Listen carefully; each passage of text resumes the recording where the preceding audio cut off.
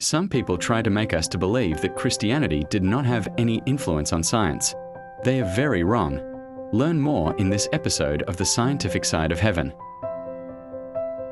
Did you know that the man who gave the world the very first scientific gas law was a devout Christian? His name was Robert Boyle, the father of modern chemistry. Born in 1627 at Lismore Castle, Ireland, Boyle was the son of the great Earl of Cork, one of the wealthiest men of his time. Surrounded by privilege, young Robert could have pursued a life of luxury. But God had marked him for something greater, to be a pioneer who would unite faith and science for the glory of Christ. Robert was a precocious child, sent abroad for his education after his father's passing. By 13, he was in Geneva, a city alive with Reformation faith, where he studied languages, philosophy, and the sciences. But for all his learning, something was missing. His faith was not yet personal. That would soon change in one unforgettable night. One night, Geneva was struck by a violent thunderstorm. The heavens seemed to split apart. Lightning flashed across the sky like fire, thunder rolled with terrifying force, and the storm shook the city as if judgment had come. In that fearful hour, young Boyle felt death near at hand. The flashes of lightning burned into his mind the holiness of God and the frailty of man. He thought of eternity, of heaven and hell, and trembled. But then, in the midst of terror, memory stirred. He remembered what he had been taught, that salvation is found only in Jesus Christ. With trembling lips and a heart laid bare, Robert bowed and prayed.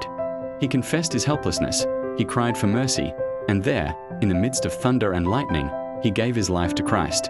That night was no passing moment of fear. It became the foundation of his soul. From that storm onward, Boyle disciplined his life in prayer, in Bible reading, in meditation. The boy who feared death had become the young man who now lived for God. Boyle believed that God had not only saved him, but had also called him to uncover the secrets of his creation. For Boyle, science was worship. Each experiment was like a prayer, every discovery, a hymn to the Creator. In 1662, Boyle revealed the relationship between the pressure and volume of gases, today called Boyle's Law. It was the world's first true scientific gas law. Yet Boyle refused to take credit. He said, "I did not invent the law, God did. I simply discovered it." Boyle transformed chemistry into a precise science by bringing mathematics into its core.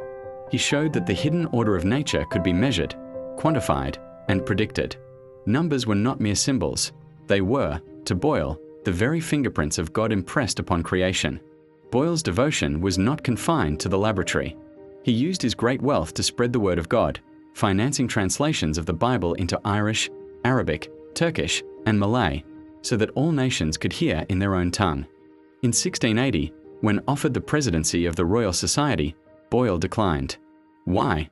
Because accepting the office required an oath that troubled his conscience. To him, integrity before Christ outweighed the highest honors of men. This humility set him apart, a man who sought God's approval above all.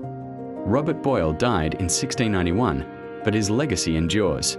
He is remembered as the father of modern chemistry, the pioneer of experimental science, the man who made chemistry mathematical. But above all, he is remembered as a Christian whose science flowed from his faith.